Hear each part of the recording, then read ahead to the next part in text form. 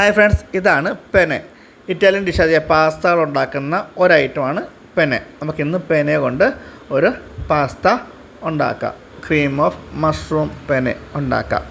അപ്പോൾ അതിന് വേണ്ടിയിട്ട് ആദ്യം ബട്ടറാണ് ചൂടാക്കേണ്ടത്. ബട്ടർ ചൂടാക്കിയിട്ട് എനിക്കിന്നിപ്പോൾ വീട്ടിൽ നിന്ന് കിട്ടിയ എൻ്റെ ബെഡിൽ നിന്ന് തന്നെയുള്ള മഷ്റൂം, എൻ്റെ ബെഡ് എന്ന് വെച്ചാൽ മഷ്റൂം ബെഡാണ്.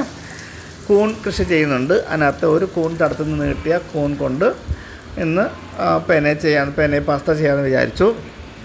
ഇത് കൂണാണ്, ചിപ്പിക്കൂണാണ്. പിച്ചക്കീറി വെച്ച് വെക്കുക, കൈകൊണ്ട് ജസ്റ്റ് കീറി വെച്ചതേ ഉള്ളൂ. അത് ഈ ബട്ടറിനകത്തേക്കിട്ട് ജസ്റ്റ് ഒന്ന് വഴറ്റി എടുക്കാം. അപ്പോൾ ഞാനിപ്പോൾ ഓൾറെഡി പെനെ പാസ്ത ജസ്റ്റ് ഒന്ന് വെള്ളത്തിൽ തിളപ്പിച്ച് ഊറ്റിയിട്ടുണ്ട് കേട്ടോ. വെള്ളത്തിലിട്ട് തിളപ്പിച്ച് ഊറ്റിയിട്ടുണ്ട്. അത് വീഡിയോ എടുക്കാൻ മറന്നുപോയി, ക്ഷമിക്കണം. അപ്പോൾ ഇതിപ്പം ബട്ടർ ചൂടാക്കിയിട്ട് അതിലേക്ക് കൂൺ ചേർത്ത് നന്നായിട്ടൊന്ന് കൂൺ വേവിച്ച് എടുക്കുക. വയറ്റി ഒന്ന് വേവിച്ചെടുക്കുക.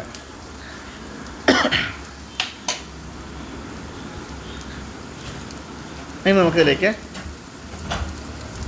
മൈദ ചേർത്ത് കൊടുക്കേണ്ടതുണ്ട്. ബട്ടർ, മൈദ, പാല്, ഇതാണ് വൈറ്റ് സോസ് അല്ലെങ്കിൽ ക്രീം സോസ് എന്ന് പറയുന്നത്. നമ്മുടെ പാസ്തകൾക്ക് ഉണ്ടാക്കുന്ന വൈറ്റ് സോസാണ്.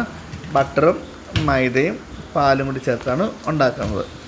അത് സാധാരണ പറയുന്ന ഒരേ അളവ് എടുക്കാൻ പറയും. ഒരേ അളവിൽ മൈദ, ഒരേ അളവിൽ ബട്ടർ. പക്ഷേ ഞങ്ങളുടെ ബട്ടർ കൂടി എടുത്തിട്ടുണ്ട്.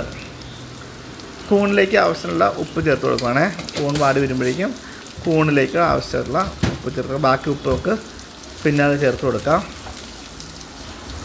കാര്യം നമ്മൾ പെനെ വെള്ളം ഒഴിച്ച് വേവിക്കുമ്പോൾ അതിനകത്തൊരു അല്പം ഉപ്പിടുന്നുണ്ട്. അപ്പോൾ പെനയ്ക്കുള്ള ഉപ്പ് അവിടെ കിട്ടും. പിന്നെ ലാസ്റ്റ് പാലൊക്കെ ഒഴിച്ച് വരുമ്പോഴേക്കും അഡ്ജസ്റ്റ് ചെയ്യാനുള്ള ബാക്കി ഉപ്പ് മാത്രം ചേർത്ത് കൊടുത്താൽ മതിയാവും. കുറച്ച് മൈദ എടുത്തു.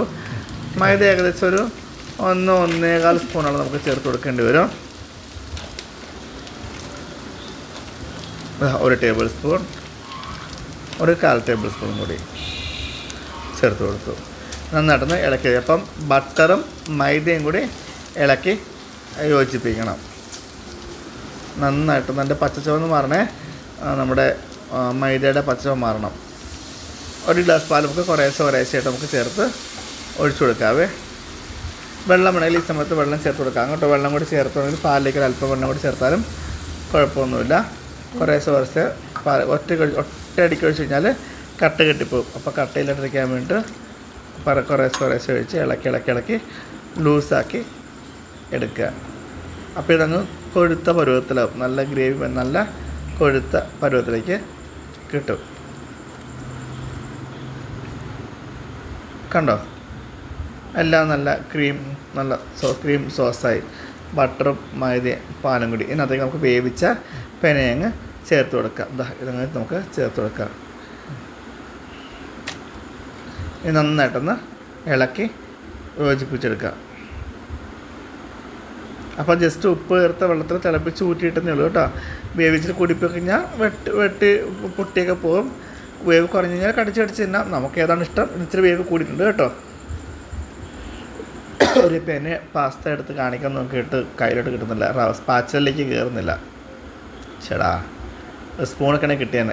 കിട്ടി. ഇതാണ് പെനെ, കണ്ടോ. അപ്പോൾ ഇനി നന്നായിട്ടൊന്ന് തിള വരുമ്പോഴേക്കും ഒരല്പം കുരുമുളക് പൊടി, എരിവ് ആവശ്യമുള്ളതിനനുസരിച്ച് ഞാനിപ്പോൾ 1 ടീസ്പൂൺ കുരുമുളക് പൊടി ചേർത്ത് കൊടുക്കുന്നുണ്ട്. വേണമെങ്കിൽ ഇത്തിരി ഒറിഗാനോ ഉണ്ടെങ്കിൽ ഇട്ടാൽ നല്ലത്. ഇട്ടില്ലെങ്കിലും കുഴപ്പമൊന്നുമില്ല. ഇപ്പോൾ വീട്ടിൽ അത് മാത്രം ഇല്ല, എങ്ങനെ ഉണ്ടാക്കാണ്ടിരിക്കണം വിചാരിച്ചാൽ ഉണ്ടാക്കാണ്ടിരിക്കേണ്ട. ഇത് ഒറിഗാനോ 48 രൂപ 40 രൂപയേ ഉള്ളൂ. അതൊരു നുള്ളുകൂടി ഇട്ടാൽ ഇത്തിരി ഫ്ലേവർ കിട്ടും, അത്രയേ ഉള്ളൂ.